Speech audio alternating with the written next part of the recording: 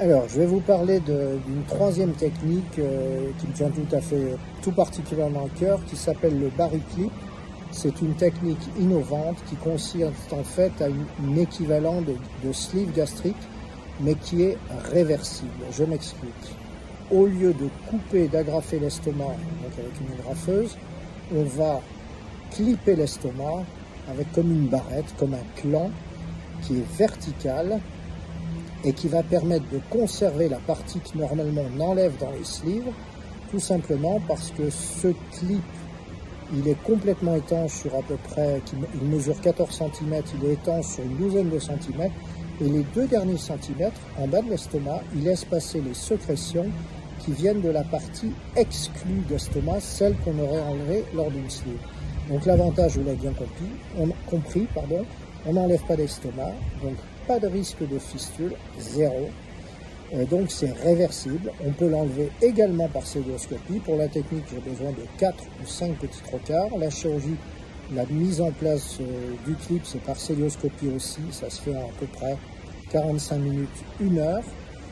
C'est un corps étranger donc qui est composé de titanium, c'est le squelette, recouvert de silicone, donc c'est parfaitement toléré par l'organisme. Donc globalement, on peut le proposer à tous les patients qui ont une obésité, mais il vaut mieux le proposer aux gens qui ont une obésité pas si importante, avec un IMC plutôt de moins de 40, on obtient les meilleurs résultats. 30-40 sont vraiment les meilleurs résultats, on peut le faire à plus de 45, plus de 50. Mais dans ces cas-là, moi je préfère passer une autre technique. Donc on n'enlève pas d'estomac, zéro risque de fistule.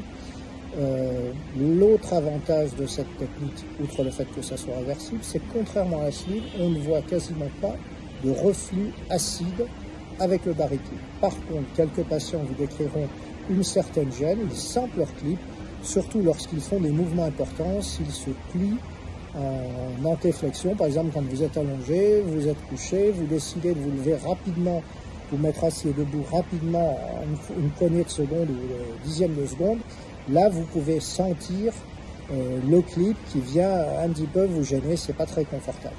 Voilà, ça gêne très peu de patients et la plupart du temps c'est pas inconfortable du tout et beaucoup de gens ne s'en plaignent pas. Voilà, si on souhaite, on peut toujours enlever le Barry Clip au bout de quelques mois, quelques années, quand on a atteint son poids idéal, voire certaines personnes qui avaient des IMC trop importants n'ont pas assez perdu, on peut à ce moment-là l'enlever et passer à une sleeve ou avec un bypass sans difficulté aucune.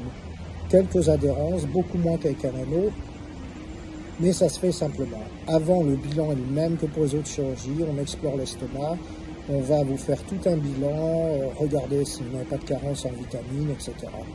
Une chirurgie bariatrique comme une autre.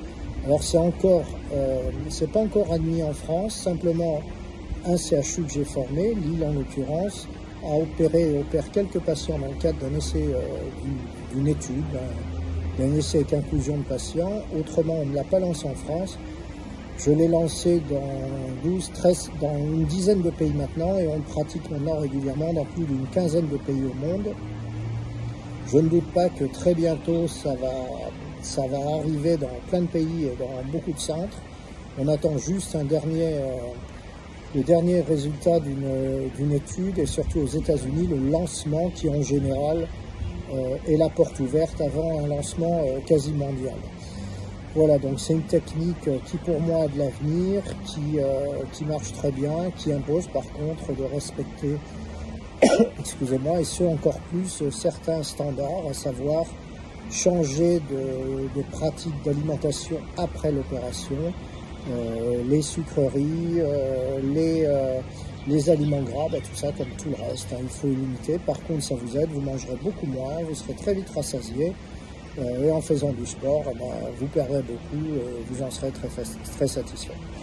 Le seul risque du Barry Clip, on le voyait avant quand même dans au moins 5% des cas, on a managé, j'ai managé en changeant la technique, en l'améliorant, en diminuant ce risque à un petit peu moins de 1%.